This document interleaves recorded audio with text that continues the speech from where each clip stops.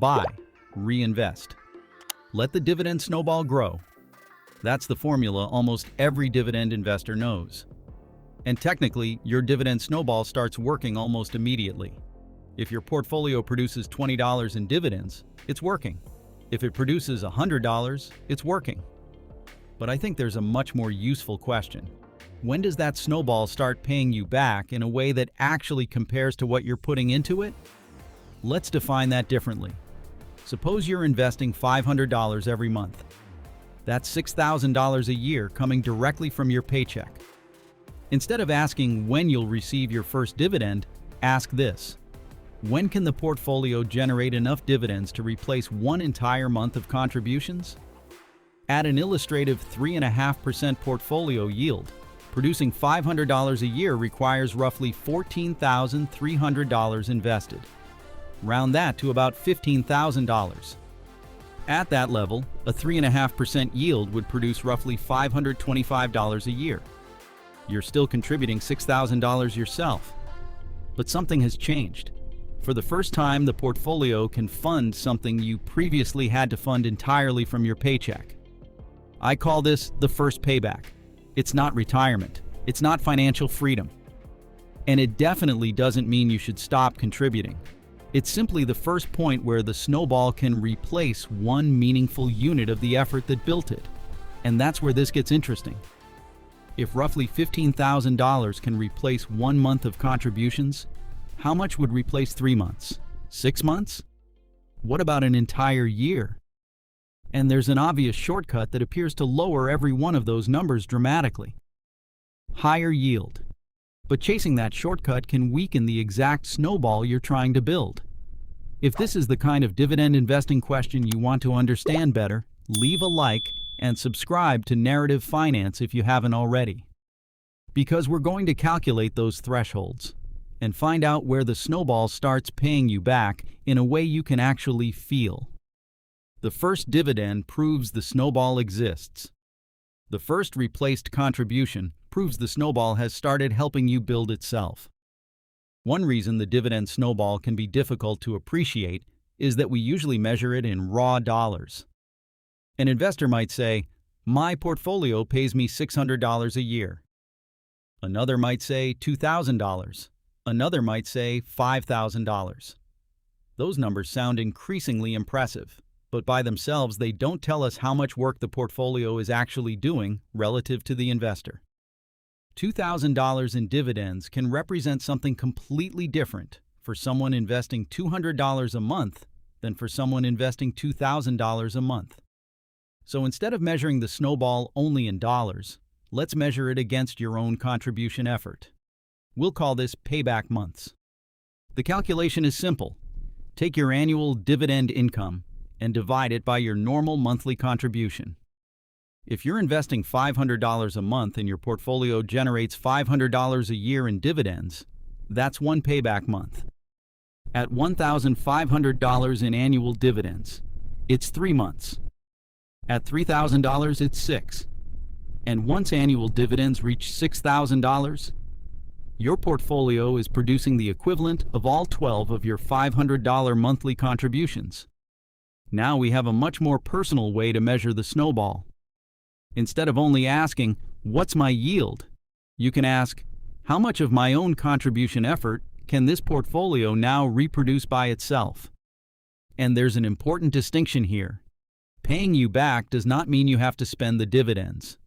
If you're still accumulating, those dividends can be reinvested immediately. They may never touch your checking account, but they're still buying assets that previously required fresh money from your paycheck. That's why the snowball can start paying you back long before you're ready to live from it. The dividend doesn't have to pay your bills to pay you back. It can pay for more ownership.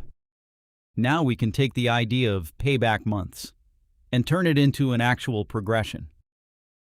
Let's keep the same investor from before. You're contributing $500 a month or $6,000 a year, and we'll use an illustrative portfolio income yield of 3.5%.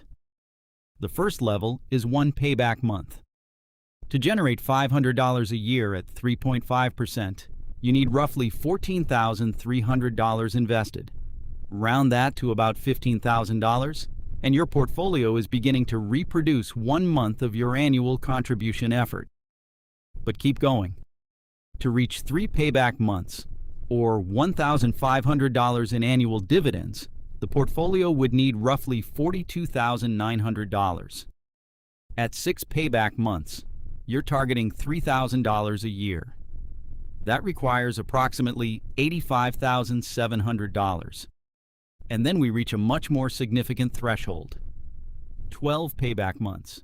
To generate the same $6,000 that you're personally contributing each year, a 3.5% income yield would require roughly $171,400. Think about how the relationship has changed. At the first level, you contribute $6,000, and the portfolio produces roughly $500. Later, it's $1,500, then $3,000. Eventually, the comparison becomes approximately $6,000 from you and $6,000 from the portfolio. And if those dividends are reinvested, your $6,000 of new contributions plus roughly $6,000 of portfolio income can put about $12,000 back to work before considering any change in market prices. That isn't free money. Dividends are part of an investment's return, and the underlying businesses and assets still have to support those distributions. But it shows why the snowball begins to feel fundamentally different as it grows. At 1 payback month, the snowball assists you. At 6 months, it becomes difficult to ignore. At 12 months, it can reproduce an entire year of your contribution effort. But those numbers create an obvious temptation. If a 3.5% yield requires roughly $14,300 to produce our first $500 of annual payback, why not simply find something that yields more? At 2%, producing $500 a year requires $25,000. At 3%, it's about $16,700 at 3.5%, roughly $14,300. At 4%, $12,500. At 5%, $10,000. And at 7%, only about $7,100. Suddenly, the lowest amount looks much lower. And mathematically, it is. But this is where we need to separate payback speed from payback strength. Payback speed asks, how quickly can this portfolio produce the $500 we're targeting? Payback strength asks a harder question. How reliably can it keep producing that income and potentially grow it over time?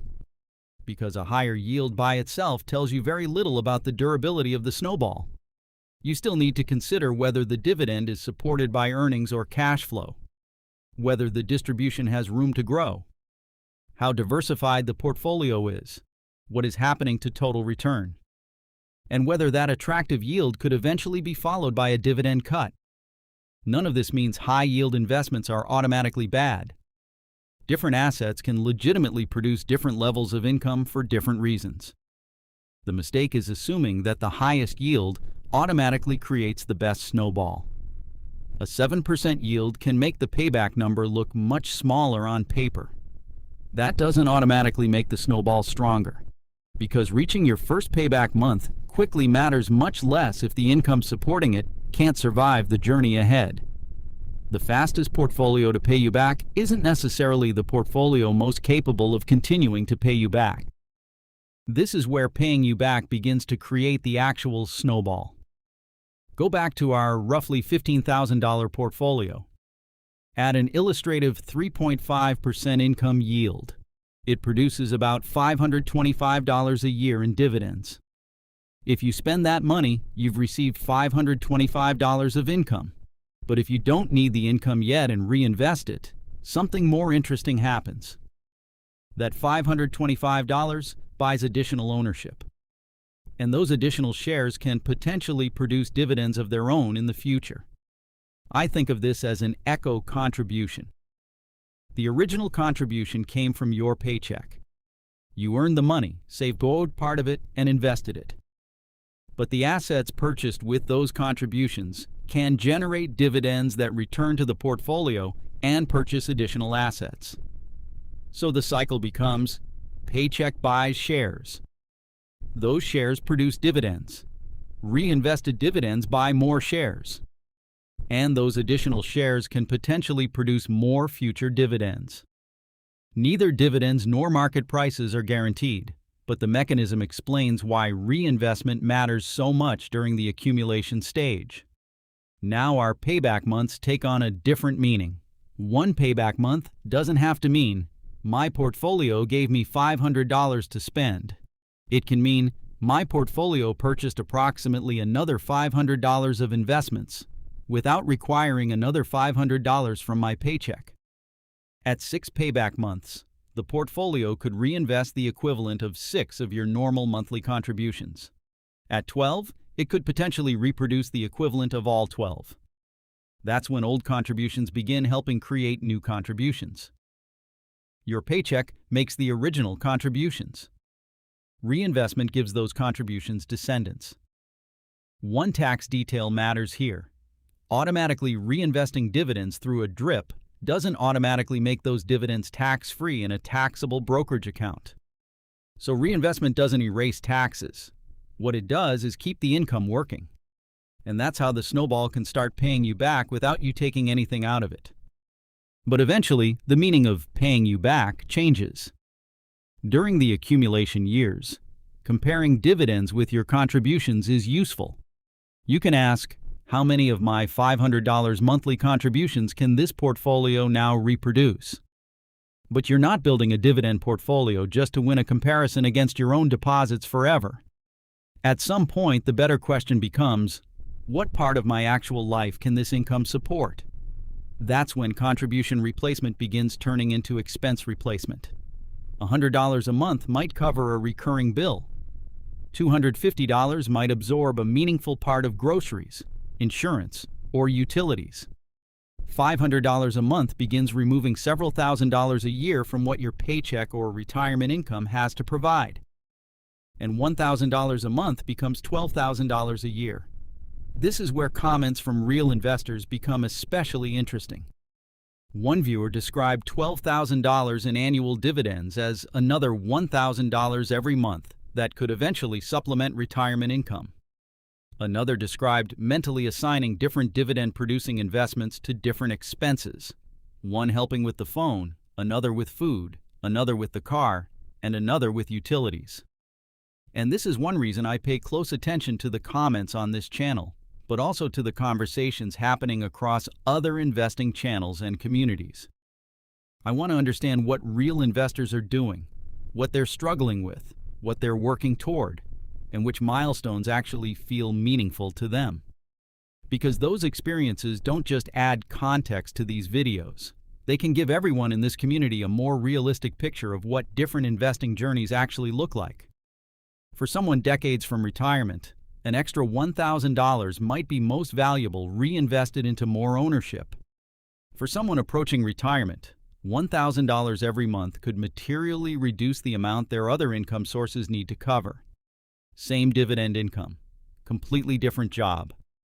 And that's the evolution we're really looking for. First, the snowball helps replace your contributions. Later, it can begin replacing expenses. Eventually, the snowball stops paying back your investing effort and starts paying back your life. There's one more problem with measuring your dividend snowball only by the number on the statement. The number can be completely accurate and still exaggerate what that income will actually do for you.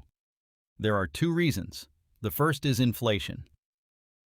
Suppose your long-term goal is $1,000 a month in dividends. That's $12,000 a year. But if you're expecting to reach that number 20 or 30 years from now, you can't automatically give those future dollars the purchasing power of $12,000 today. Prices change. And that's why nominal payback and real payback are not the same thing. Nominal payback is the income your portfolio produces on paper. Real payback is what that income can actually purchase when you need it. That's also why dividend growth and the long-term growth of the underlying portfolio matter. But there's a second layer: gross payback versus spendable payback. If your portfolio generates $6,000 in dividends, That doesn't necessarily mean all $6,000 are available to spend after taxes. Qualified dividends can receive different federal tax treatment from ordinary income. Certain distributions, including those from REITs, can have different tax characteristics. And receiving income inside a taxable brokerage account is very different from holding investments inside a Roth IRA or other retirement account. We don't need to turn this into a tax lesson. The important point is that portfolio income and spendable income are not automatically the same number. And this gives us another reason not to judge the snowball by headline yield alone.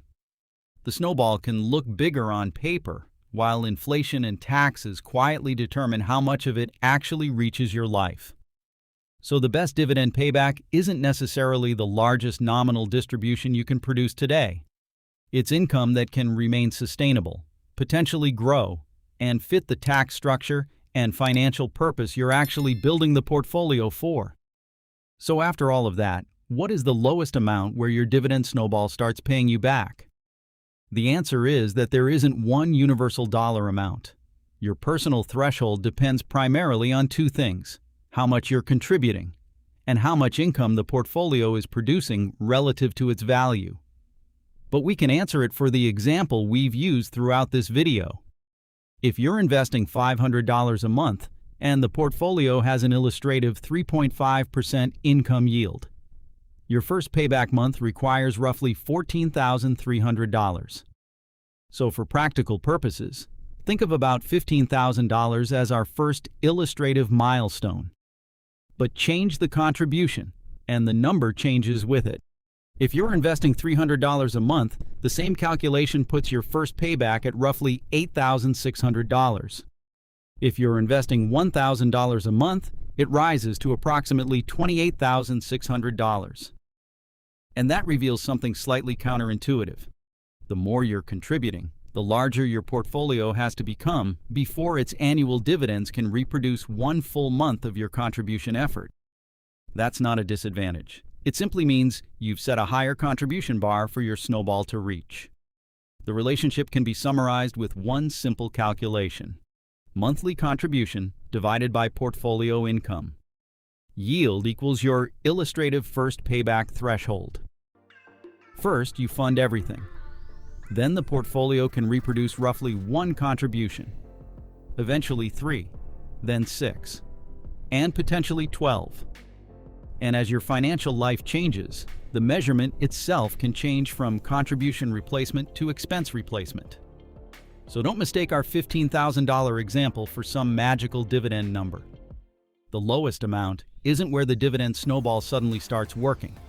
It was working before that.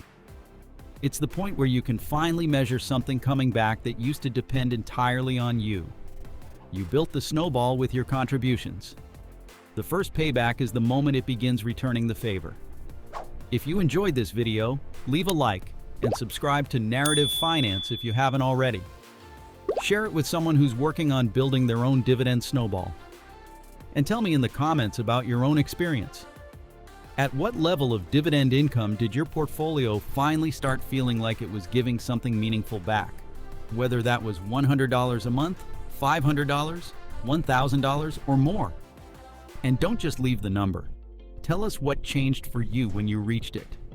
Your experience can strengthen this discussion, motivate someone who's still earlier in the journey, and give this community a more realistic picture of what building dividend income can actually look like. Thank you so much for watching. God bless, happy investing, and I'll see you in the next video.